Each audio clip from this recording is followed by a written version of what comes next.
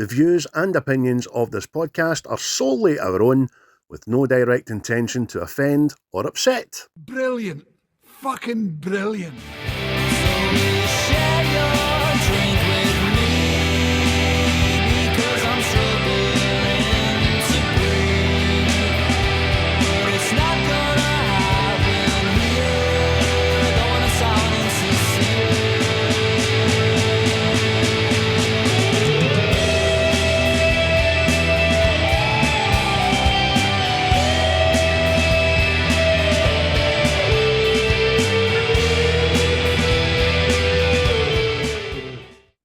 Well, hello. It's been a fucking New York minute, hasn't it? We are back. What's the script? The very Scottish movie review podcast, Series 5, Episode 4. My name is Craig, and with me, as always, another handsome guy with a beard, Mr. Chris. How are we, Chris? Howdy, JJ. Aye, everything is fan-dabby-dozy. That's a better, I like that word, fan-dabby-dozy. Oh, you like that, do you? Does that bring back nostalgia there? Brings me back memories of Nicola Sturgeon dressed as Jimmy Cranky. It's fabulous. So, aye, folks, it has been. You used to go and see them, did you? Aye, of course I did. Everybody went to see the fucking Crankies. Is it no rite of passage? Aye, they done Panto at the Pavilion or the Kings for like 20 years. So I remember going with the BB or the school to that Panto, and there's about 40s. It's just Wayne's screaming. Ah! Aye, Jimmy Crankies. I remember the day I found out she was a woman and they were married. And I was, oh no, no. Something all right with that guy. No. Huh? No. Ian's his name. Worth a watching, that bastard, let me tell you. What was the other one? Was it the fucking the singing kettle? It took to that and all, man. Fucking hell. Well, you're of an age to have been taken to that. And do you know what? I was probably there because I was working at it. I was doing the stage and all that at the SECC. I remember getting in there for the breakdown, waiting on it finishing and watching the end of it. I was like, what the fuck is this shit, man? All the ends go, ah! And then the people that were doing it couldn't sing. Here come the penguins. Na, na, na, na, na. There's a spin, now they chucked it. There's a spin after it. And I can't mind what they were called, but they done it as well just before COVID. And the boys were babies, man. They weren't even one yet. And we took them out of the Armadillo. Exact same, under a new name, and it was the same people and all that. I've got photos and videos somewhere, man. It was what a laugh. I remember just being raging because I never picked my boys for anything, because from the front row, right, let's see a show of hands. I'm up and my boys picked them up. Ah, fucking look at me. Pick them. Because it was on a DVD. Yeah. So needless to say, we never got on a DVD. I was raging. Good times, but bloody good times. But there you go, the singing kettle and the Crankies. Who'd have thought it? They get a shout out. Aye, and who would doubt that we are Scottish? There you go. Christ, if we talk any longer, we're going to Glenn Michael's cartoon cavalcade. Wonder if they got that in England. Absolutely, he's still alive. He's nearly 100-year-old, that guy. Yeah. Anyway, we digress. Welcome back, folks. We are, as I said, what's the script? It's been a long time, 3 weeks or something, I think, since we've done the last pod. Only on episode 4 of Series 5. Big thanks to Quaint, who provide our title music, as always. Always say, give them a shout, give them a listen, give them a follow on Spotify, Apple Music, and all that bloody good stuff. But apart from that, you can find us on all the usual platforms, which are Twitter, because I'm not calling it X anymore, YouTube, Facebook. I post some stuff on Instagram. Chris is all over a TikTok like fucking white on rice. So get on that and get a follow. And obviously you can listen to us on all the audible platforms, wherever you get your podcast. And the YouTube as well. Usually be watching YouTube if you're having a wee drink one night and want to laugh, because the YouTube's... We fell out with YouTube. They fell out with us. We went for nearly 30,000 people watching American Pie the Wedding to like 60 and 20 and all that. It's baffling. We can't work it out. We can't work out the YouTube. But thanks for everybody that does stick with us. So, Chris, what's been happening the last 3 weeks? What you been up to, mate? What's going down? Oh, well, mate. The good Lord tried to come and take my Dakota from me, but I said nay. No, nay. Aye, mate. So I've just been playing Animal Hospital. That doesn't mean I've been dressing up as Rolf Harris and touching hamsters and stuff. Oh, but hey, whoa, hey. Can you guess what it is yet? Aye, it's your penis. Get away from me. You dirty bearded bastard that you are. Look at that, no hands. Doug's like, here you cheeky bastard. Honest. Yeah, I'm going to draw you a picture, mate, with my special pen. Stay there, Mr. Canvas. Mm. When you said didgeridoo, I didn't have that in mind, you fucking creepy bastards. Wobbleboard. I wobble your joy, you bastard. Two little boys had two little toys. I fucking know what their toys were. Sorry, mate. So your poor Dakota, your dog, how is she? Aye, she survived. She's shaven and scarred, but she's the attempt on. It's in the. Get back to Rolf Harris again. It's in the hall, getting at the old Palpatine. The attempt on my life has left me scarred and deformed. Brilliant. Aye, I could just imagine it sitting there at the vet's waiting you coming in. Daddy, you're alive. Bye. So apart from being the dog nurse and all that stuff, it's just been watching so many films. I actually watched so many films, I had to stop and just started watching Impractical Jokers for the beginning because it was getting too much, man. I'll need to go on that. I've seen a rake of them. Or I think they used to get put on dead late at night. No, I think I've watched a lot of drunk and stuff, but aye, good people. I just can't believe that after a long time they were on the telly, weren't they? I can't believe that still people in America didn't know who the fuck they were. No. Oh dear, man. But aye, that was myself, mate. What about yourself? What about yourself? What's been happening in the 3 weeks, man? Well, in sadder news, the good Lord came to take my dog, and he took him. Poor Denozo. God rest you, son. In a better place, but he was fucking really no well. No, right? He just took a right dip in a fortnight, man. He went from having old age to everything no working. It was a shame. And it was even more a shame, although it's probably a good thing that while he get put down, I was in Turkey.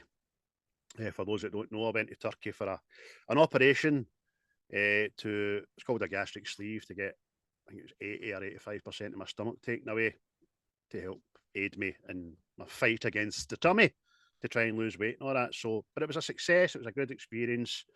And I'm back and I'm healthy and I'm teetering on 2 stone. I've lost in 18, 19 days or something. So that's that.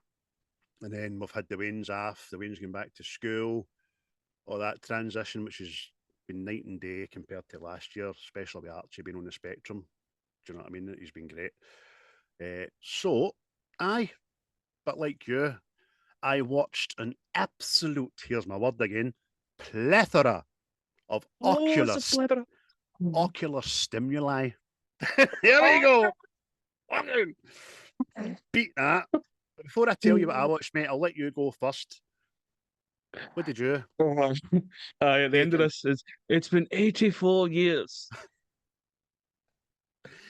3 hours later. So I'll try and be quick.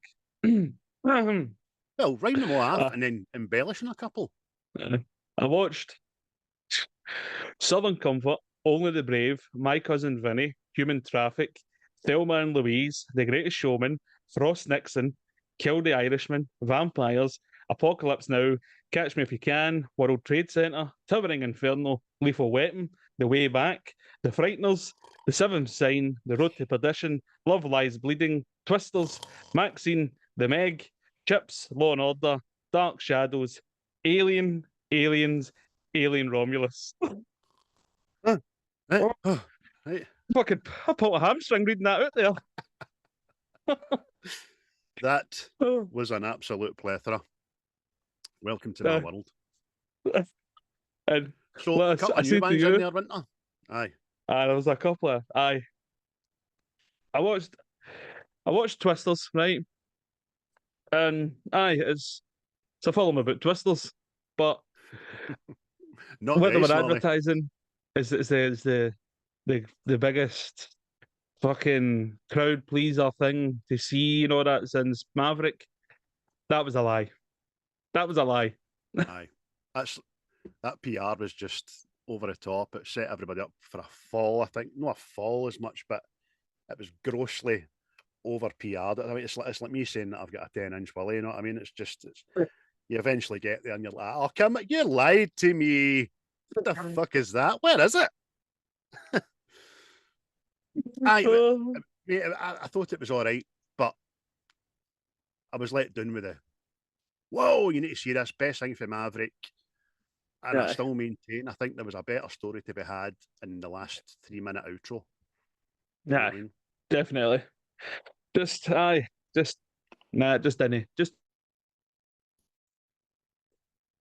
It just wasn't to be. But there was some right classics in there, and Towering Inferno. It was right in amongst that, like a dog eating beetroot. I was like, oh. I wonder how many people, or studios, or directors, or people with a bit of cash have said, I wonder if we could go and redo that, and then they've watched it and just thought, leave it. That's just fucking awesome. Leave it alone. It's what a movie, mate. What a cast in it. Aye. Definitely, man. And nobody's off limits to getting a tragic fall into the burning fire, you know what I mean? So many deaths. So you watching it, I nearly put on the Poseidon Adventure right after it. I was like, I had that right in my head. I think the two were kind of back to back, or no far apart when they originally came out, and they were smashing. Aye. Oh, it was a good watch. McKean, nah, was it for me? Just, I don't know, man. It was just a film. I don't know what it wanted to be or do. So it just lies in the pile of meh. Lies in the pile of, I've seen it, mate. I'll never watch it again.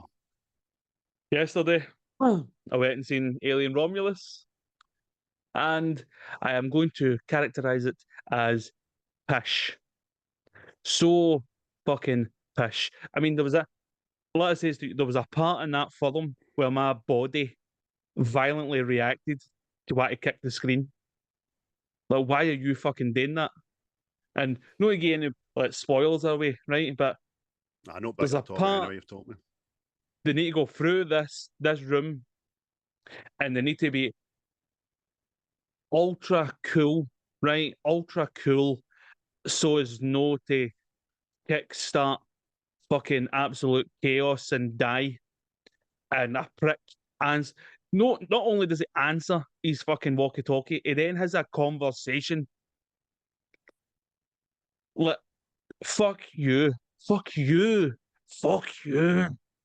So pish, man. Pish. Oh, how the fuck can you get it so right with fucking aliens? How do you get it right? We've talked about it, haven't we? Oh.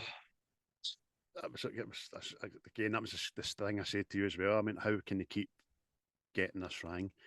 I've seen people that we know, and I've seen other people saying that it's great, they thoroughly enjoyed it. And you know what? Kudos to you. I'm glad you did, and all that.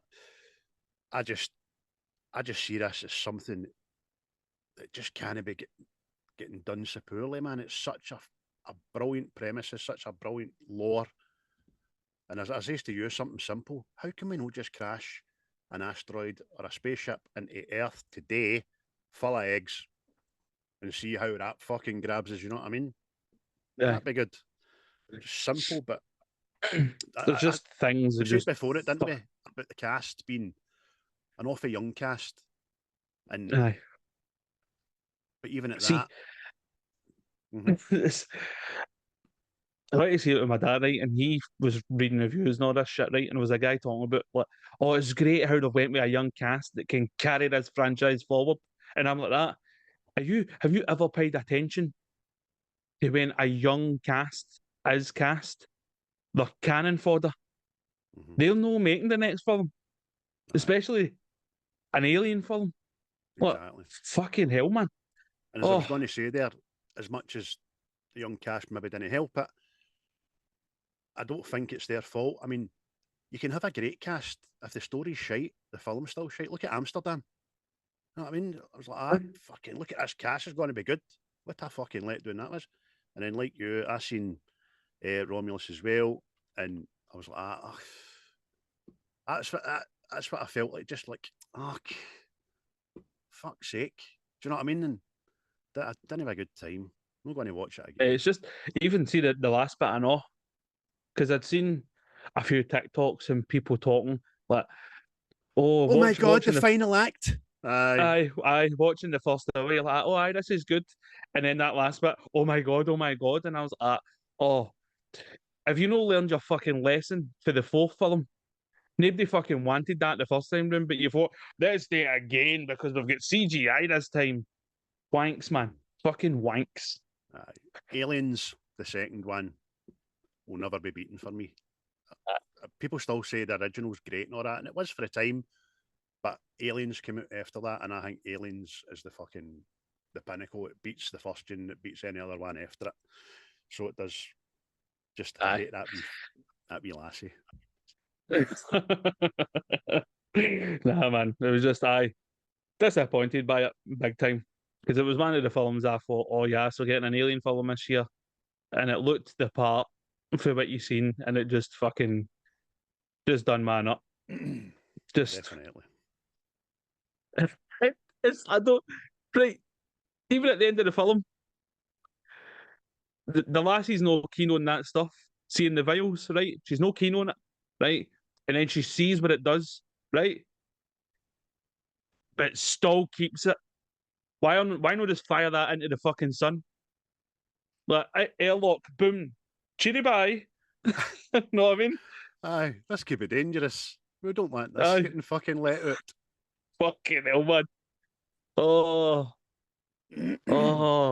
no, man, no. But enough of my fucking moans. What did you watch, mate? What did you watch? Oh, I've wrote down here the hospital ceiling in Turkey. Deadpool and Wolverine. Seen that 5 times now. I think that's me. Hit my ceiling.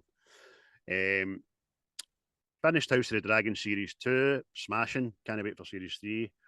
The Strangers. Chapter 1. Utter fucking pish. Scout's Guide to the Zombie Apocalypse. Super bad. Trap. The Umbrella Academy. Grown Ups 1 and 2. Alien Romulus. White Chicks. Yesterday. Cobra Kai. Happy Gilmore. Big Daddy. 51st Dates. Went on an Adam Sandler fucking binge. The Water Boy. I'll leave it there, man. I've already talked about Alien Romulus. We've already talked in depth about Deadpool and Wolverine, my last one. Trap was all right, was good. Again, there's so much in it. You could pick holes in, but because everything just seems to fall into place for him to get out of that. Did you watch Trap? I've not seen it yet. No, I'll not get into too much detail. I thought Thingy was good in it. Would you cry him again? What's his name? Josh Hartnett. Aye, I thought he was good in it. Played quite a good psycho. Played the doting father very well, and then just could flick. I liked that. I thought it was pretty good. And the wee lassie was good in it and all that as well. Definitely worth a watch. Just things just seem to fall in place so easily for him for a wee time there and all that. But I get a watch. It was all right. But for something to have a serial killer in it, And I'm not going to say anywhere because it's a spoiler. But that was it, mate. Cobra Kai, the first part of the last series, didn't like that. I thought it was garbage, man. It's for something that started so great and got up to a point, it was so nostalgic and so good. I hope the back end of this last series is going to be a bit better, but it just seems to be samey. I think they've maybe one series too many, but then Netflix are good at that, aren't they? They see something that's a hit, and then they try to wring out as much as they can out it, and eventually end up making a fucking mess of it. I mean, that Squid Game was great. Then they made a real-time game show thing out of it. That was fucking awful. And now they're making a series 2, the original, and no. I think the only thing Netflix has got a bit of longevity is fucking Stranger Things. Aye. But there again, that was meant to end, wasn't it? And now again, we've got more coming. What can they fucking do here? So that was me, mate. That was 3 weeks. I'm sure I've watched other things in there as well. When I was in hospital, I had one channel in English for 5 days, and it was on loop. It was like FX, I think it was, and it had on it The Walking Dead, Lost, The Rookie, 911, just on loop for 5 days. Episodes of that, so that was no bad. I think I need to start The Rookie because it looks a bit of fun. But that's it, mate. On the social front, before we get into this week's movie, Facebook page is up to 275 souls. Thank you all, because you're interacting really, really well, and I look forward to the Friday now because I've got a wee thing that comes up and goes, what have we watched Friday? And it comes up every Friday, and people are right into it. YouTube, 295 souls, and the X page or Twitter, which Chris is running, is up to 1,782 souls. I've used souls because I'm in a bit of a maritime fucking mood. I don't know why. But shout out to Seismic Cinema, Diabolical, and Wreckfast. We are going to be collabing very soon with the Wreckfast boys, which is going to be good. I'm looking forward to that. Hopefully, we can get a couple of jars in, although I can't drink that for another 3 weeks. And Diabolical, we're going to get them on our side this time. So stay tuned and set your bells to Malky. But this week, it was my pick from Chris's list way back so many weeks ago. And I managed to pick out a classic. I'm very glad I picked it, to be honest with you. Planes, Trains and Automobiles for 1987, starring John Candy and your man Steve Martin, who's never had dark hair. But he's got dark eyebrows, the boy. Chris, your film is on your list. Tell us a wee bit about it. How it makes you feel. Oh, well, it's a fun favourite. It's a fun favourite. I actually remember the first time I watched it. It was actually down Doncaster because my dad was staying down Doncaster at the time and came on and we just watched it. And ever since, aye, definitely fun favourite. Humour in it, superb. And for me, I think it's John Candy's best film. So, but before we get into it, do you want a rundown of what happened in 1987 when Planes, Trains and Automobiles graced the silver screen? This is what I've been waiting for, because this is my favourite part now in this new series. Take it away, Miss Chris, and don't be shy to take your time. Let's fucking get right into it. Tell me some stuff. All right. Well, here's some events that happened. The first ever Rugby World Cup took place. There you go. Did not know that. Michael Jackson released the Bad album. Oh, there you go. It's not bad, that. It's not bad, that. Aye. Nicky Six for Motley Crue overdoses and is declared pan-breed. Did. But later survived. made a I habit threw of this that, in boy. I threw this in because you'll like this one. The album Appetite for Destruction is released. Know what I mean? July 1987, mate. Everybody had long hair and a fucking attitude. And the bold Ronald Reagan challenged Gorbachev to tear down the Berlin Wall. Know what I mean? It's not every day that happens. Oh, it's a busy time. Oh, it was. Aye, fucking was. We're getting told down everywhere. But the Oscars in 1987, Paul Newman won Best Actor for Colour of Money. Best Supporting Actor was Michael Caine for Hannah and Her Sisters. Best Actress was Marlene Matlin, Children of a Lesser God. Best Supporting Actress was Diane West for Hannah and Her Sisters. Best Director was Oliver Stone for Platoon. And Best Picture was Platoon. So that was your Oscars there. We've done I've Platoon, not haven't seen. We've done Platoon. I like Platoon. Platoon's good there. Deaths. Some famous deaths. Oh no. And Andy Warhol left us. Fred Astaire left us. Rita Hayworth. Lee Marvin. Will Sampson. And Jackie Gleason. They all parted. So they did. Who's Will Sampson? That's the big Native American and One Flew Over the Cuckoo's Nest. Really? Aye. Oh. Aye, he was in Poltergeist too, I know. Oh, William. Sure that's the same. I thought you were still with William. Oh no. Movies that came out in the same year.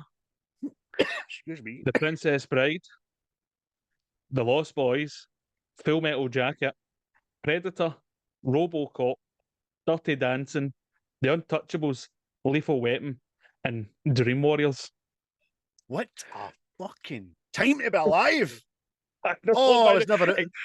It gets better. It gets better. The songs that were out, the discotheque would have been fucking tremendous. I'll tell you now.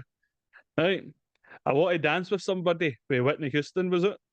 Nothing's Gonna Stop Us Now, Starship, Here I Go Again, Whitesnake, Living on a Prayer, Bon Jovi, With or Without You, U2, I Think We're Alone Now by Tiffany, I Knew You Were Waiting by Aretha Franklin and George Michael, and Little Lies by Fleetwood Mac. The amount of fanny dancing. Oh. Do you know? It's amazing. Before you started rhyming him off, I'm like, he's going to rhyme every song off this album that I used to have at that age. And there was an album out called The Hits 6. And it was a double album on tape, and I had it in my Walkman on it, and all the songs were on it. And I played it to fucking distraction. There was also Star Trekking across the universe. That was on it. There was Wet, Wet, Wet, Wishing I Was Lucky. And Neil Lennon's favourite song, The Higher You Build Your Barriers Away, away. That one, Something Inside So Strong. Mate, what a year. And I think Living Daylights was it as well. And 1987, mate, I was 9-year-old. It was a fantastic time to be alive. Graham Souness was just in the building at Ibrox. Oh, there was orange buses on the fucking streets. And do you know what I mean? I had glow-in-the-dark Flintstone denims and big pony trainers and all that. Oh, it was great. What a time. Aye, mate, as I was jotting that down, the fucking jealousy that was rising up in me, I'm like, bastards. Fucking bastards. Yeah, do you know what? But didn't even know we were born. You know what I mean? There's that saying. Don't know, you're fucking, but I bet the cocaine would have been smashing back then, I know, judging by the looks of it. It would have been. There was a dancing, right? There's a book out, I've read the book, and I can't remember what it was called. It might be something simple like the Cocaine Diaries, right? I might be wrong, but it's about Glasgow and the coke scene coming into play in Glasgow and all that. And there was a club that all the well-to-do people went to, and it was somewhere in St Enoch's Square or at the back of it, and it was quite a high society thing. One of the ones where the lassies walked about with fucking like Playboy bunnies and fucking shorts on. And two of the waitresses in there were Carol Smiley and Lorraine Kelly, cutting about their scants, tits out and all that. And all the football players and the people in television and all that were in there. And that Charlie was kind of rife. I need to find out what that book was called. Guess there's information, I suppose. But there you are. 1987 would have been the fucking pinnacle of that shit. No, I mean, you fucking come out to dancing like, oh, fucking, that was no bad, that tune, wasn't it? Aye. Why you go to the pictures later? Suit. Predator, RoboCop, fucking, all right, we'll do both for him. Oh, your biggest problem back then would have been not having enough time to enjoy the good stuff, man. That's amazing. Aye. But there you go. 87. a wee rundown of 87 highlights there. Know what I mean? Brilliant, mate. Great Because I factoids. done who Great was born factoids. in that time, I know. Because fucking, I think Leo Messi and everything was born. Know what I mean? It was fucking. Oh, it was a gracious period in the time of human Jesus. beings. I'll tell you, simpler times and cheaper prices across the board. But also, as we have alluded to in that year, was the cinematic release of Planes, Trains and Automobiles, mate. It released in February 1988 in the UK and directed by John Hughes. So tell us a wee bit more about it, mate. Who was in it? What was the financials and the like? Aye, right, well, we'll start with the cast. We'll get obviously Steve Martin, John Candy, Laila Robbins, Michael McKean, Kevin Bacon with a wee cameo, and Dylan Baker. That's the ones I wrote down because they're there, know what I mean? But there's other people in it that you do know, but they're only in it kind of fleeting sort of thing. The budget for the film was $15 million, according to the internet, and it brought in 49.5 million. So, I mean, it made money, but people will probably go, "Oh, was it that such a success? Was it?" But aye, fucking made money, didn't it? So, Aye. Excellent, absolutely brilliant. I mean, it's got an IMDb score of 7.6 out of 10 and a Rotten Tomatoes critic score of 92%. There you are. aye, mate, it's well, like I already says, I'm a fan of John Candy, and I'm of the opinion this is his best film. It's up there, definitely up there. I've got a slight leaning towards Uncle Buck because it's his film. See, this is people might think I'm crazy, right? Oh no, here we go. Just that get the red string out. See, for years, mate, I thought this character, right, in Planes, Trains, and Automobiles was Uncle Buck, right? Obviously, they wouldn't have Steve Martin and Layla Robinson and as the Monda and Uncle Buck, right? Mm-hmm. But see the same wee boy that's in this. He's also the kind of the older boy and Uncle Buck. But No, Bug, you've got aye, and you've got the more the da, right? You've got two boys and the daughter, Uncle Buck, daughter, an older boy, and obviously Macaulay Culkin. And you're just thinking, why does Uncle Buck not look like his dad? That's because he's not a blood relative. He just became the uncle. And I thought this was the origins of it. Know what I mean? It was just, it was smashing, so it was, but it's no linked at all.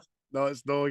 That's probably the reason why you lost me halfway through that. I was like, let's keep going with this. But aye, I can see how a younger mind would maybe be, oh, same guy, that, by the way. But unfortunately, it wasn't. There you go. So I was kind of bummed out when I realised that it didn't win fuck all apart from one thing. And it was an award for John Candy as the funniest actor in a motion picture in a leading role. And it wasn't a kind of award a note up at the top end of the escalons, but then you rhymed off the films that were out in 1987 and who won what, and kind of piece with that now. Plus, I think it's very hard for a comedy to win a lot of awards, even though I would say that the cinematography in this with the settings and locations and all that was just for 15 million bucks, man, was absolutely brilliant. Aye, it's superb, man. It's a brilliant film. Like you says, it's not going to get awards because comedy films don't get them. Know what I mean? We usually rip the arse at it that there'll be a film about a poly bag that's floated through London. Know what I mean? It'll be in black and white and it'll end with Finn instead of the end. And they'll be like, oh! Well, that man you rhymed off of Michael Caine there, I've never heard of that. Same. So, what usually happens is, see, when you do this, I'll need to go and find it and watch it. Know what I mean? And I'll probably sit there and go, oh! And you probably will be, probably black and white, silhouetted, like the light on the side of your face there. It'll be Michael Caine. Today was a Tuesday. Oh no. But for them that it's no seen playing strangers in automobiles, give yourself an absolute slap in the face in front of the mirror and talk dirty to yourself, because it's a classic. In fact, I don't really know many people that haven't seen it. If they have, they've never told me. The reaction we got on the Facebook page when I put it out there that we'd be doing that was, oh, magic, brilliant film, can't wait, great film, blah, blah, blah. But the synopsis is that Neal, who needs to reach home for Thanksgiving, goes through a series of misadventures when his flights get cancelled and ends up meeting Dell, who's a travelling salesman. And that is very nutshell, because there's a lot happens after that. So many. But no, I found hilarious. It's actually based on a real life experience for the director John Hughes, and I just thought, fuck that, man. I would have just gave up. Aye, I know. Oh, but then again, if you never had that, would this film ever been made? But I mean, the first bit of trivia fact that I wrote down was that it is in fact John Candy and Steve Martin's favourite film they've ever done. Obviously, John Candy's got a wee bit of a smaller back catalogue because he left us in 1990 or 91 or something. But I can just see the two of them having such a fucking laugh on set. You know what I mean? But that's the kind of lens to it. See, because they two are that kind of comedy, likable way. You know what I mean? Because apparently they wanted Tom Hanks and John Travolta for this. Know what I mean? And it's just, it's not just. I don't think it would have like carried on, if you know what I mean. I mean, it came after the same way, but well, these two guys were kind of probably the funniest guys on the big screen at their craft, weren't they? At the time. Aye, definitely. Guy, Steve Martin, anyway, he was fucking. You go back and look at his catalogue and all that, Dirty Rotten Scoundrels and all that, Dead Men Don't Wear Plaid and all that stuff, mate. It's just, the jerk. The jerk. That's the one I was going to say next. Know what I mean? It was just kept coming. Know what I mean? And well, he's done that. What is it? Only Murderers in the Building, and everybody loves that. Know what I mean? Mm-hmm. Plus, there was the Three Amigos. What a film that is, man. I still do that. My mom still laughs, man. My mom's 73 now, you know what I mean? So do the Three Amigos. Oh, it's funny as fuck. Oh, I know, man. I'm 46. You're still laughing at me. Brilliant. Aye, the two of them, great back catalogue. Obviously, John Candy was getting on to other things right after on the back of this. I had another 4 or 5 years to do them, unfortunately. But they're great, mate. What a team up. One of the team ups, like when we done See No Evil, Hear No Evil, Gene Wilder and Richard Pryor ended up doing a wee rake of films together because the chemistry was there. I wonder if, you know what I mean, before John Candy passed away, the two of these guys had plans to do more in the future. I would hope they would have, you know what I mean? Because their chemistry's well, I've got a book here. It's really about all that crew, like Steve Martin, John Candy and all that, Rick Moranis, know what I mean? Dan Aykroyd, they were all pals and all that, so you're all around about that time. And Bill Murray, know what I mean? But the book's called Wild and Crazy Guys, should anybody want to read it. That'll be good. Can I get a line in it? Aye, no worries, Mitch. That sounds excellent. Because I kind of, what you said there, I kind of knew that anyway, but I also knew that Bill Murray and Chevy Chase were kind of getting pushed to the side because they're a couple of wankers, you know what I mean?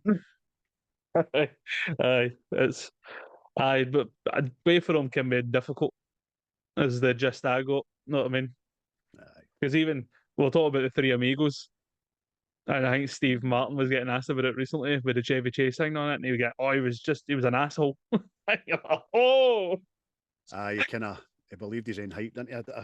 When eventually got fired off at SNL, it was just everybody just had enough of him.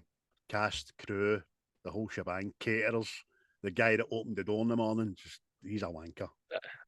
Get me fuck. So it was I a can't be shame, doing with his push. which is a real shame because anytime when I was younger and I seen Chevy Chase and something, it was kind of a hero of mine. I remember when the music video came out for Call Me Al with Paul Simon. What a video, man. Chevy Chase just in it, fucking playing instruments and all that. And then obviously, he's the Griswold of all Griswolds as well. That's it, definitely. But aye, they're a good duo, man. They work well with each other in this. You know what I mean? And aye. Okay. Well, I says John Candy. I think this is John Candy's best one. This is the one I've probably seen Steve Martin in the most. But for me, Steve Martin, see Dirty Rotten Scoundrels, I think that's his best one. It's just fucking. That film's immense, man. Aye. Well, again, Steve Martin is one of the actors. And by the way, if you follow him on social media, his banjo playing is fucking out of sight, man. It's so good. He's in real life, I endeared to him even more because him, Robin Williams, and Billy Connolly were three best pals. And they all helped each other out behind the scenes and getting across and doing stuff and all that. And they all played the banjo and they all drank when they drank, and then they chucked the drink and then had a right good laugh. I thought that was great. But Steve Martin, for me, I've never seen him playing a bad part. You know what I mean? I grew up with The Jerk, watched that to distraction, Roxanne, stuff like that. He played the mad dentist in Little Shop of Horrors. I was going to say that, yeah. Son be a dentist, son be a dentist. On the laughing gas and all that. And then it's you say, House Sitter, the Goldie Hawn.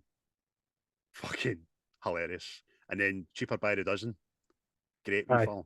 Absolutely great wee film. Aye. He's got a vast body of work. Because Mr. Martin. I left it for you. Left it open for you, son. And you took it. And I'm proud of you. Because I knew you would. But listen, he nearly never done this film. Actually. Aye. He was convinced to join the production after having two scenes he had read from the script. The seat adjustment one, scene in the car, which is fucking funny, and the F word tirade at the car rental scene, which I hadn't seen this film in maybe 15, 20 years, and I watched it twice last week, and I was taken aback by that scene. I don't think I appreciated it back when I watched it first time, and then I started thinking about it today, and I'm like, my God, how many fences had to be jumped back in 1986 when it was filmed to get this in there? So many F-bombs, man. Well, mate, this is what I'm talking about. That's one of my favourite scenes in it, right? And see when this is put on like TV during the day, that bit's cut out for obvious reasons. And the other bit with the mad hillbilly and his wife is cut out. And I'm going, what the fuck, man? Why are you putting this film on and you're going to cut the two best bits out? Exactly. Imagine it's like putting Predator on fucking ITV at 12 noon. Aye. Why is this film only 9 minutes long? That's fucking shite, this film. Where's everybody gone? Aye. People disappear. But aye, mate, since it's one of my favourite scenes, it's the Fox scene. Watching it again, mate, I was fucking killing myself laughing, mate. And it's also one of my favourite lines. See that, right? It just goes, well, first of all, you can take that rosy fucking smile off those rosy fucking cheeks. I want a fucking car. I want it fucking now. And you're going to fucking get me it. I was like that the other day. I was like, a wee boy. Oh, hope my mammy doesn't come in here on this swearing. You got to bother. I don't appreciate the way you're talking to me. Well, I don't appreciate being dropped off in the middle of fucking nowhere to keys to a fucking car that isn't fucking there. Aye. It sounded like mayor, but apparently it was 19 times they said it in that scene. The film would have been easily could have easily been rated a PG up to that point, or a PG-13 by the MPAA if it weren't for that one scene. So fantastic. Mate, fucking. What is it, a 15 here? Because of that. Aye. Oh, mate, just. Oh, tickled me fiercely. It tickled me fiercely. Just. It was like Rod Hull with his giggle stick in the middle of the night, right up your jacksie, tickling fuck right out you. Fucking hell, man. Oh, so good, man. If our friends in America don't know who, is it Rod Hull? No, Rod Hull had the emu. Who was the man with the giggle stick and the big teeth? Oh, Craig's talking pish again. My 80s memories left me. Can't remember his name. He went to jail. He got out of jail. He had a big tickle stick. Like that. Forget it. But you were tickled. I was. Oh, realised that proper. you were tickled. Oh, but aye, it's superb, man. But there's plenty of fucking LOL moments there. Just I need to throw in the LOLs and the Tolos and all that. Know what I mean, for the Waynes out there, you know. Aye, definitely, mate. See, very strangely, right, when I read this, I thought, that's fucking weird. I mean, we done Castaway, and was it DHL?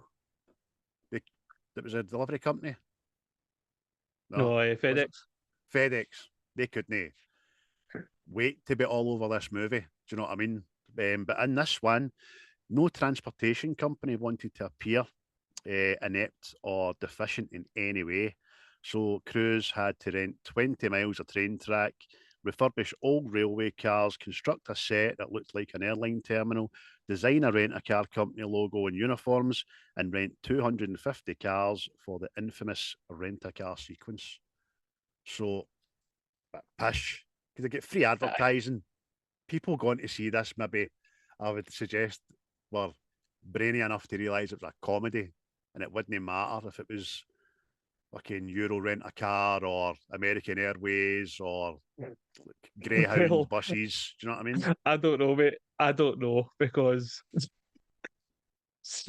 back to when Corona was about, there was people on there buying Corona beer because the virus was called coronavirus. I get that. And they might have had a point. But I think people this day are fucking morons. Thick as shite.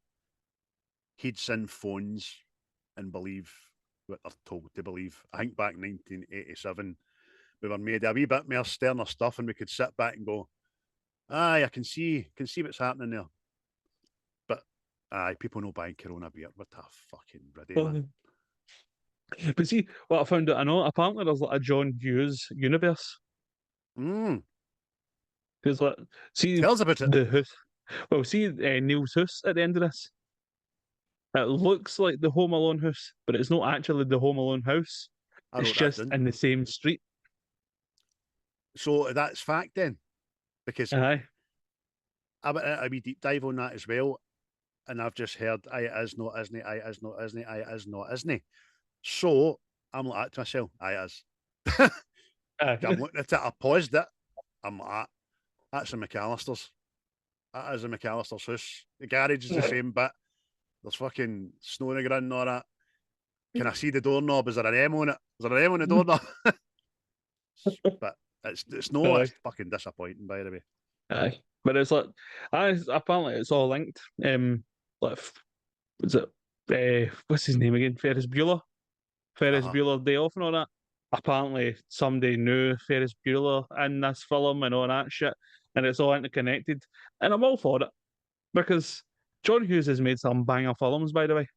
Yeah, he's got what? Well, he's wrote them and directed them, but like Weird Science is one of them. The Breakfast Club. This, know what I mean? 16 Candles. I don't think I've ever seen 16 Candles. Nah, it's watch it, but it's not for me. No, and obviously Home Alone. Know what I mean? So did. Na, na, na, na. Na, na, na, na. Oh, it's nearly Christmas. Plus he done Uncle Buck and all. That's how I thought it was all interconnected. You know what I mean? Oh. Well, there's a thing I know. Now you've mismentioned that. Uncle Buck, the house he goes to watch the Waynes in. Looks awful like that one, I know. I like that, mate. That's a good factoid. I like that. That is. That heart, Just that warms created my it. heart. Aye.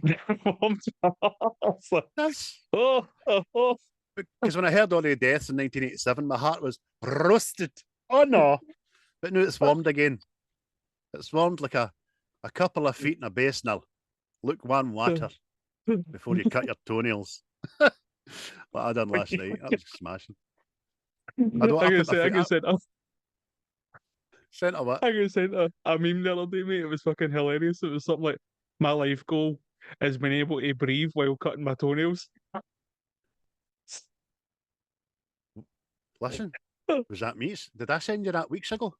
No, I don't know. because that's one of the reasons for me going to Turkey to lose weight is I want to fucking tie my shoelaces without holding my breath. I want to cut my toenails without fucking pulling a hammy. Do you know what I mean? Seeing you got a big belly, mate. It's a fucking, it's an affliction. It's an obstruction to life. Let me tell you. That is an affliction. And I'm not going to say MD's burdened me with that affliction, because I put the pizza in there. I drank the beer. I sat in my arse. It's all my fault. And then my metabolism said, fuck you, big man. You're not going on a diet. That's not working. Go and do something else. I went and got my stomach cut out. But I was having this conversation. I don't. Well, way off topic here, right? But it's your podcast, mate. No, it's like I exercise, eat fruit, and all this shit, right? That's all good for you, right? Why is it when you come across, see, like, in films and all that, like the tribes and all that, the chief is always a big fat bastard, and you're like, you're going to be doing the same hunting I'm doing, you know what I mean? And we're in the Amazon here, it's all fruit and stuff, so where's all that timber came from? You know what I mean? Exactly. And normally they have sired many children as well. So I wish I was a fucking native Indian or in a lost tribe somewhere, because the big bastards get fucking treated like lords. Aye. Fuck you, internet, telling me how to look that. I've just fucking wasted $3,000. I'm annoyed now. Again, there's people on the internet, you can flick on one thing on Instagram, it's a guy telling you to go on the carnivore diet, and it works and it's brilliant and smashing. Then you flick to the next one, it's somebody saying, go on the vegan diet, don't eat meat. Or somebody else saying, fucking only eat dairy. Who's right, who's wrong? We're all fucking different, man. Exactly. Just sit down and have a meringue. But back to planes, trains, and automobiles. I'm no fan of meringue. Aye, on you go, mate. Oh, is that what we're doing today? Aye, smashing. There we go. Another wee trivia. A wee trivia dip there for you. Is Elton John apparently wrote a song for this film, right? And because of rights issues, it'll never be released. His record company were like, nah, you're not getting it. And the film studio wanted ultimate rights to the song, sort of thing. So somewhere in the world, in a dusty cupboard, this song exists and nobody's heard it, apart from the select few in a studio. And that's, see, when the apocalypse comes, mate, people will find it and they'll be like, this is the greatest song ever. Elton, I know you're watching, because you're an avid listener to the podcast and you watch for YouTube. You message me in the fly and all that. Listen, you baldy fuck, get that sorted. You're a squillionaire. When you go to the toilet and pee, pound coins come out. Get this looked at. The people need to hear it. Not only we need to hear it, we need to be it. Get it done. I'm warning you. But all of this is, the fuck scene was one of my favourite scenes, mate. What scenes in particular tickle your fancy? Oh, well, obviously that one tickled my fancy as well. even right up to the very death when the wee fat chubby woman says, "You're fucked." Do you know what I mean? That's brilliant, man. Other great scenes. Fucking Hunters. I've wrote Hunters this week. Just that. This shouldn't be hard. I've got that many to look for. I don't know if it's. I've wrote all these scenes down. I just think everything's brilliant in it. It just goes from one disaster to another disaster, from one disaster. I remember sitting watching it last week and thinking, who in this day and age would bunk up with a stranger thousands of miles for his destination? Fucking don't know if anybody would. Don't know how chirpy or pleasant the guy is. I really liked the fact that Dell starts punting shower rings as earrings to make some money, and all his excuses to the people. The wee lassies, he's let them put them on. He goes, "Do you know what? You're looking older already. I mean, I would say you were about 18, 19. They go, ka-ching, with the money and all that. I'll enjoy that. But at the very start, even just him running for the taxi, they can't get a taxi. Kevin Bacon's there because fuck knows why. It could have been MD. And that's the first time he trips there, the big trunk, and he looks at it. Like movie style, it's to be, that could be important later on. And he gets to the cab. Hey, get out of my cab. And Dale goes, ah! So aye, there's that. And then another one. I like the transition for Neal realising that he's been a prick to going, oh, I'm being a prick. Do you know what I mean? Because he's a sarky cunt for the first bit of the film. Dell doesn't deserve it, although I can see why Dell would grate on certain people. Do you know what I mean? And then the arc of that character's smashing. Aye, you've got Dell's big speech, which is famous. Even Family Guy done it. You know what I mean? I remember seeing it in Family Guy when Peter rhymes it off, and I'm like, where the fuck have I heard that before? Do you know what I mean? And there it was, and it was, you want to hurt me? Go right ahead. If it makes you feel any better, I'm an easy target. Yeah, you're right. I talk too much. I also listen too much. I could be a cold-hearted cynic like you, but I don't like to hurt people's feelings. Well, you think you want about me? I'm not changing. I like me. My wife likes me. My customers like me. Because I'm the real article. What you see is what you get. There's this music playing behind it. And you start going, oh, all the way. Oh. And that's, you see Neal going, but it doesn't say to him, look, sorry, I was a bit harsh here. It climbs into bed with him again. Into the beer swamp bed. You know what I mean? Oh, fucking superb, man. What other things do you like, mate, in it? Oh, well, my favourite scene, 100%, is when Dell's driving and they're going between the two trucks, mate. That is fucking superb, man. And you're seeing it from the perspective of, obviously, Steve Martin's character. And he looks there and he's the devil and he's just laughing. And it is so smart, man. Like, you're fucking evil incarnate. Aye, that is so clever for John Hughes. It's like Tom and Jerry. It's like cartoon humour in a movie. It's fucking brilliant, man. Excellent. I'm glad you picked that out. The other comedic cartoony bit is when they get to their destination and they're in the back of the van and they're fucking frozen solid. And then it just pans to the wee Doug frozen going, ah. Mate. But see, the other one I know, it makes me cringe, but it's fucking hilarious. See when they're on the bus. Mm-hmm. And Neal goes, right, who's got a song? And Neal goes, I've got a song. And he just goes, 2 coins and a fountain. And the whole bus turns in like, what? I just your fucking mad drunk uncle at a party.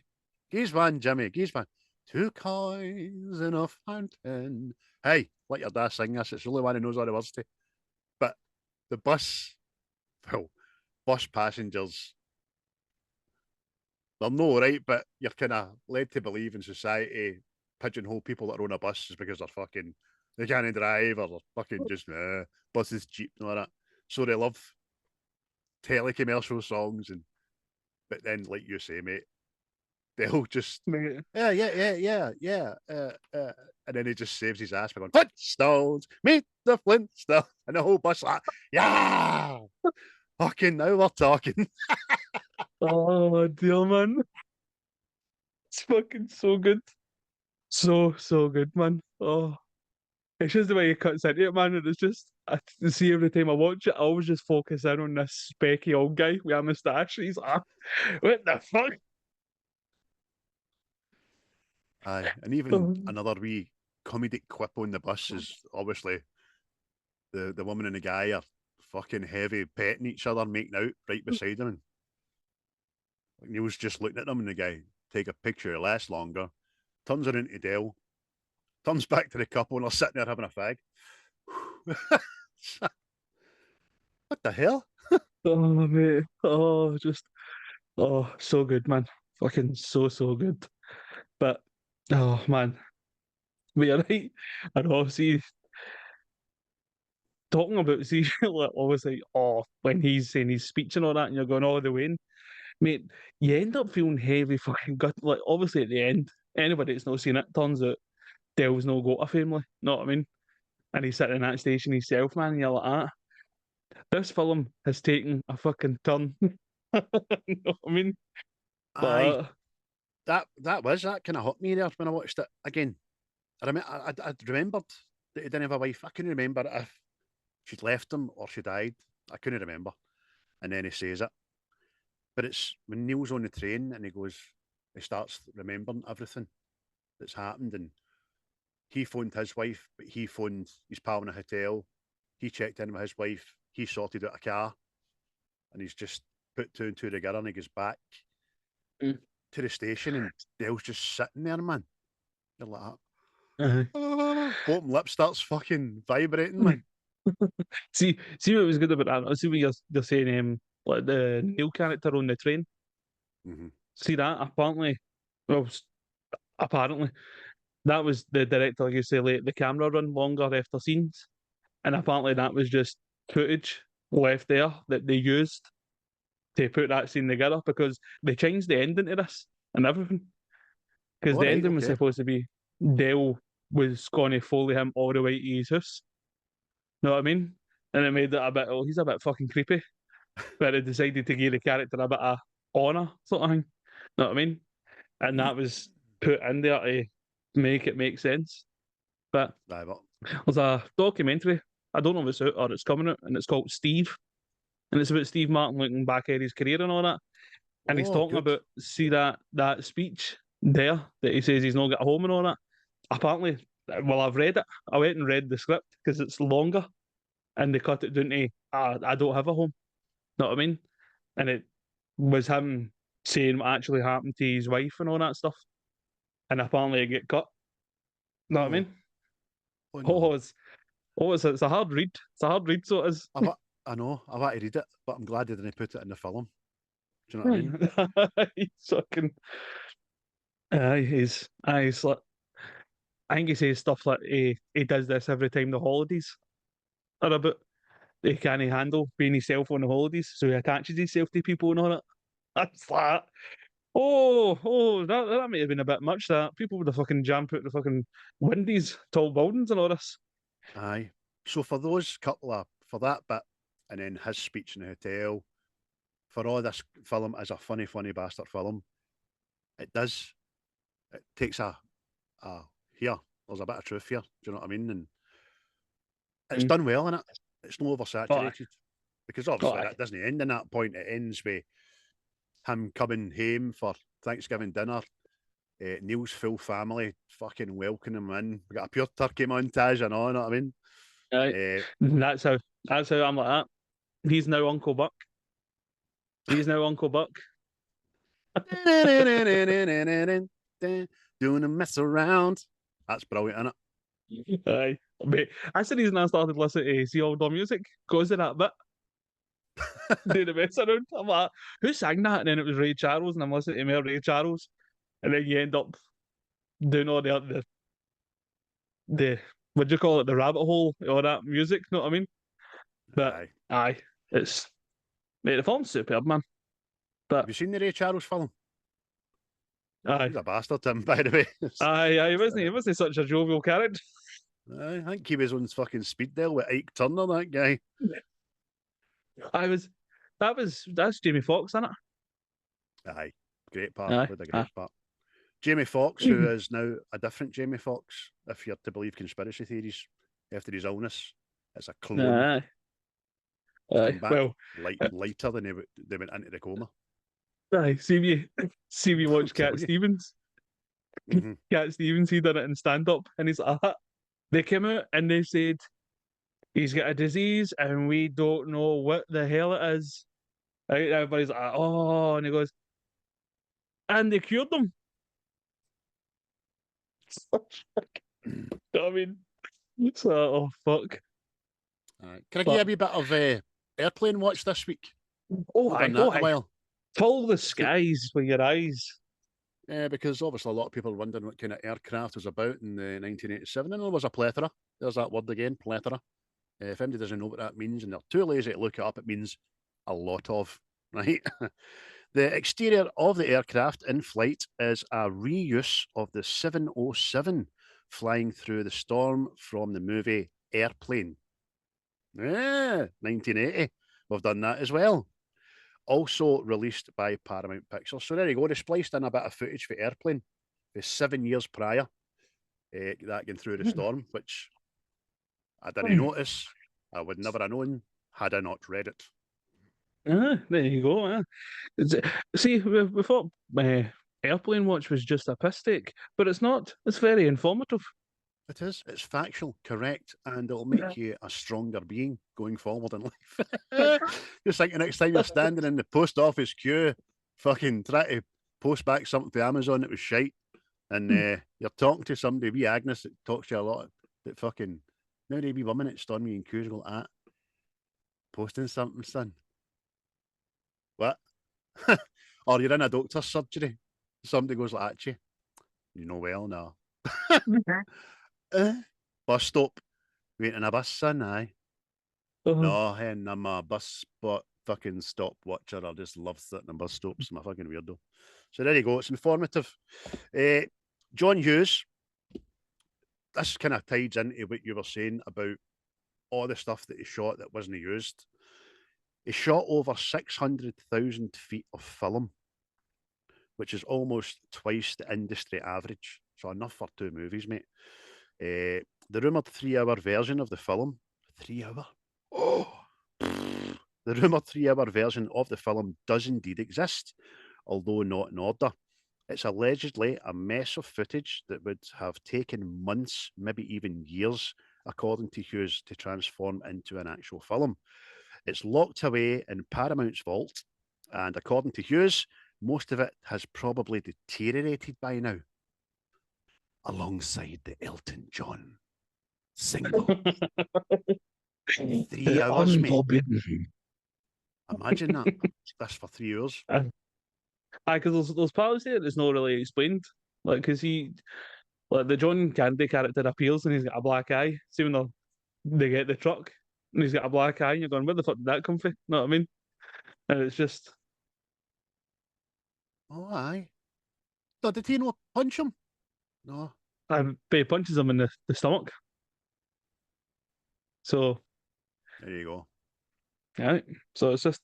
And there's things and things and things. But. I mean, see, other 2 scenes, mate, that I think are fucking brilliant, right? I forgot to mention them. It's the taxi, the hire guy, drags him with the boss, right? And then you just think it's done, you're going, oh, that's fucking. The next thing, he just talks in a high pitched voice. It is fucking superb, man. It is genius. Aye. Really well done. Slapstick comedy, again, cartoony, but fucking so well done. The other thing, when sorry, but like Neal says, how do I annoy you? Dale was like, you play with your balls a lot. I do not play with my balls. Larry Bird doesn't play as much with the ball handling in one night as you do in an hour. Are you trying to start a fight? No, I'm simply stating a fact. That's all. You fidget with your nuts a lot. You know what'd make me happy? Another couple of balls, an extra set of fingers.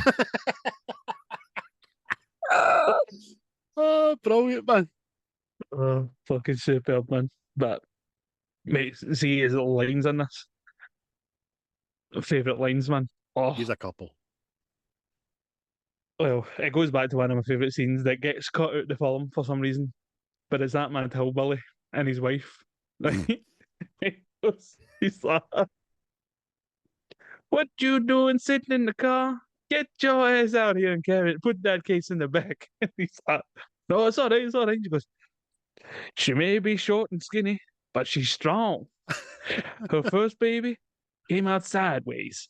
She didn't scream or nothing." Aye. What? What? And he Okay. keeps going. Twitching and all that. After he's slabbing his fucking tobacco juice all over the place. Mate. Another one. Assuming they wake up after the first night and they've slept together and they're cuddling and all that, and it's like, Dale, why did you kiss my ear? Why are you holding my hand? Where's your other hand? It's between two pillows. Those aren't pillows. Ah! Brilliant. It's even better made because the two of them jump out of bed and they start, hey, see the game last week? Yeah, great game. Huh, those Bears, huh? Yeah, going to go all the way this season. Try to talk like men. It's the scene in the music at all. The music and that scene, it's like I feel like Dracula's came out his coffin, like Da-da-da. Aye, those aren't pillows. oh, man. Oh, I fucking. Obviously, take that look off your rosy fucking cheeks. It gets me every time, man. Oh, Aye, but even before he gets that out, she's fueling the fucking situation by being on the phone to her pal and then doing something that I fucking hate. Is no being looked in the eye and somebody going like that. Do you know what I mean? As if, hold on a minute. All right. aye. Break that finger, you bastard. A couple of lines for me is when Neal says to the guy, he says, if I wanted a joke, I'd follow you into the John and watch you take a leak. Now, are you going to help me or are you going to stand there like a slab of meat with mittens? The next thing just fucking bought. Wait, Aye. see that bit I know after they get robbed and they're sitting in a cafe and Dale comes to the realization, oh my god, we've been robbed. And he just goes, oh, you think so? Fuck. Aye. Oh, Man. so good, man. So good. They're getting the room. I know it's just a wee off the cuff thing, but it's funny as fuck. They'll just go like that to Neal. Want to take a shower? No. Stranger. Oh, mate. I know, obviously, the Neal character in this is supposed to be a bit of an arse, know what I mean? Mm-hmm. But you can fully get behind why he is. Because see, see to the point where the car rental thing, where he does eventually go off his nut. Mm-hmm. See everything up to that point, it's just piling on the anger. Oh. Because he's made his wife a promise to behave and just everything is going against him. The Lord is not on his side, you know what I mean? Every single thing breaks down or is cancelled or isn't there or that's even see that trudge across the field when the train breaks down. You're watching all the people for a distance. It's like refugees, man. It's like fury. All the people walking across the mud. And you see his mad shoes coming in the door, or caked and all that. Oh, fuck. Mate, I mean, this hasn't been marked on a list for a remake thing because I think it's already been done to an extent. Right. Have you watched the film Due Date with Robert Downey Jr. and Zach Galifianakis? Oh, aye. Mate, it's very similar to this, man. Fucking like that film and all, but I see for some reason this is just, I don't know, man. Maybe it's because you see this one first. It was just better. Original and the best, isn't it? Aye, but it's so funny, man. It's doing that, you just know, see Neal, see when he was explaining to his wife what happened, you just know she was like, ah, you're full of pish. Just say you were at the pub. Aye. I don't like her as an actress, by the way. I don't like it. Well, I don't like her character in this. She just seems very, again, we've got a lot of films we review with melted eyes, haven't we? People with melted eyes. That fucking Baldwin eyes. The film I've seen her in, I'm sure she's always been a bad bastard, but... Aye, I can't think, mate. But she, again, when they get to the house at the end, she welcomes Dell like the long lost brother. You're the man that looked after my husband all this time. Welcome to the family. You know what I mean? Welcome to the and she looks as if she's going to burst into tears and all that, man. But it's great. It's a heartfelt end and all that. And when it finishes, you think, they're going to be best of pals forever and all that. Fucking Dell's going to move into that wee building at the garage at the side, and it's not going to be alone anymore. You know what I mean? See, mate, that's what I'm thinking. That's where the whole Uncle Buck thing comes in. Eventually gets his life back on track. He's got people. Because that's what I mean. See, in that speech that got cut short, he says that him and his wife had planned to have weans and all that, but they never had weans and all that shit. And it really reinforced what I thought, because the thing with Buck and his missus was she wanted weans and he didn't. And I'm going, oh, unagi. Aye. Brilliant, man. Yeah, watch that film soon again, man. That's a brilliant film. So, anything else you want to delve into about the film, mate? Any other wee cherubs? No, I mean, I think we've covered everything. I mean, even the wee tune, see that? Is it the Red River Rock tune? Aye. But again, because of this film, every so often it pops into my head and I need to do it. Do, do, do, do. That's great, man. See at the very start, but the music was shite. It was wah, wah, wah. Every time something rang, did wah, wah, wah. Oh, fucking hell. The music was all right in the end up, so it was. There's another couple of great things in it, like the state of the hotel bathroom that fucking Dell leaves. He's fucking soaked, steeping in the sink, all that. The motor catching fire. The taxi driver with the mad pimp took taxi. Fucking it's great. There's so much kids like that anymore. And again, if nobody's seen it, go and watch it, man, because it's superb. Superb, man. It's just a giggle fest all the way through it, and you'll be glad you watched it. And if you've not watched it in a long, long time, get a rewatch because it's just as funny. Certainly doesn't feel outdated to me anyway. No. The bits I laughed at the first time I seen it, I laughed at again yesterday. So the humour lasts. It does, because it's timeless. Aye. It's brilliant, man. I get 25 minutes into White Chicks last night and I had to turn it off. This hasn't aged well at all, by the way. It's a bit crap. It's not even funny. It's a bit cringy, you know what I mean? I turned it off. Don't matter, 20 years old, but even for back then, I used to think it was all right, but nah, I couldn't watch it, man. So, with that all encumbered in mind and braced and put in your little giggle fest of a brain, what are you scoring this movie out of 10? I do believe I'm going to give it an 8. An 8. Because I've got it as that on IMDb and that's what it shall stay. Aye, so I've got it as an 8 and I'm keeping it as an 8. No better, no worse. Aye, great film. One I'll definitely watch again. That's for sure. Oh, aye. And as always, folks, we implore you to get on it if you can. Thanks again for listening to the episode, and if you enjoyed it, please consider sending it to someone else that you might like or you might fucking hate.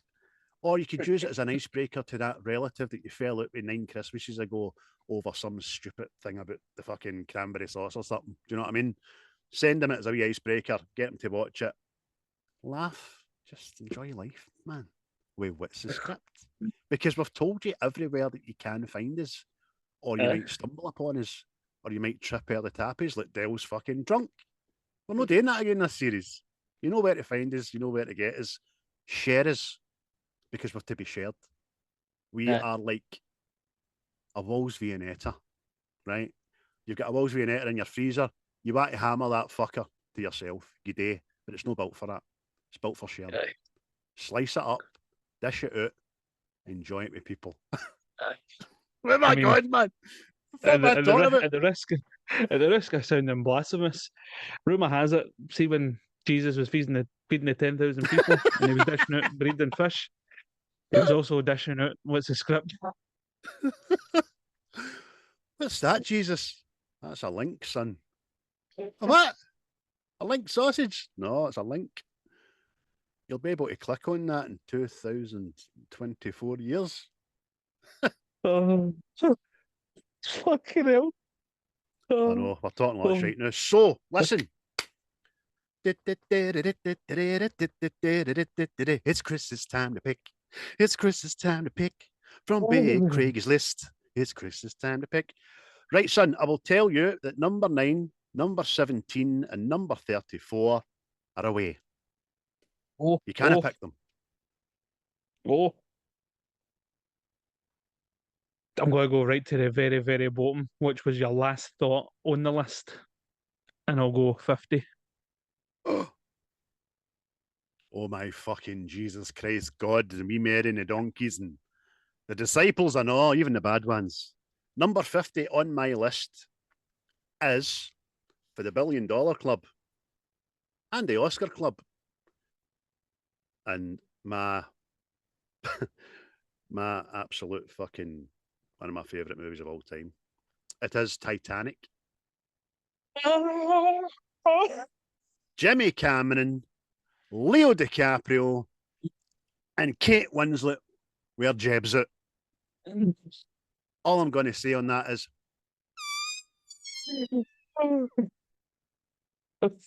come on next week, we'll be lying like one of the French girls. and I know I will need to make a promise here before we do it, because I remember saying it in the group chat with the boys when they done Titanic and all that. I'm a bit of an anal factoid cunt with Titanic. It's a source of great interest and for me, and I promise I'm not going to every 2 seconds tell you an actual fact, right? It's about the film. I'll throw in a couple of wee cherubs in there, but we'll make it movie related, seeing as that's what the podcast about, you know what I mean? Films and shit. You like Titanic, mate? Do you like it? Aye, I like when the boat starts sinking. It's cinematic joy. You know what I mean? So, don't get me. I mean, I'm still a wee boy when it comes to the romance and films and all that. That's not my cup of tea. Cookies.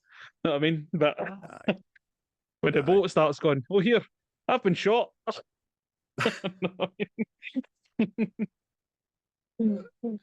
So, I love it. I've seen it twice on the big screen. There was a re-release there and I missed it. So I did, but I seen it when it was fucking relevant. I went to see it with my ma when it first came out, and I went to see it myself. I love it. Love the whole mechanics about the boat and sinking, the characters, because they're playing real life characters. These people were fucking prevalent, and the romance, of course, is the cornerstone of it, but I don't think it's done sickeningly. Aye. To the point where you're watching it and going, fucking get a rest, man. It's steady and great. The romance thing has to happen, otherwise you're just watching a disaster movie. That's it, right up to she murders him. No. No, this door isn't big enough. Of debate. And we'll get to it next week. But we hope you join us next week, people. Thanks again for listening. You can get us on all the platforms. We've already said that. Good to be back, mate, innit? Aye, it's a good laugh. Talking about films and all that. You know what I mean? It's a good pastime. Aye, talk about films and talking about like Rolf Harris and that, you know. That I know we went for fucking the Crankies. singing kettle, Rolf Harris to fat chiefs in the Amazon. This thing has fucking everything. Oh, I'll tell you what, folks, even if you don't like planes, trains, and automobiles, give us a listen to this podcast because it's bloody information overload. It's factual. It'll help you in a future pub quiz. There you are. There you go. There you go. But that sounds like a good way to finish it. So that's enough for me. And that's fucking plenty for me. So, cheery bye. Goodbye. You will never find a more wretched hive of scum and villainy. We must be cautious. The views and opinions of this podcast are solely our own, with no direct intention to offend or upset. Brilliant. Fucking brilliant.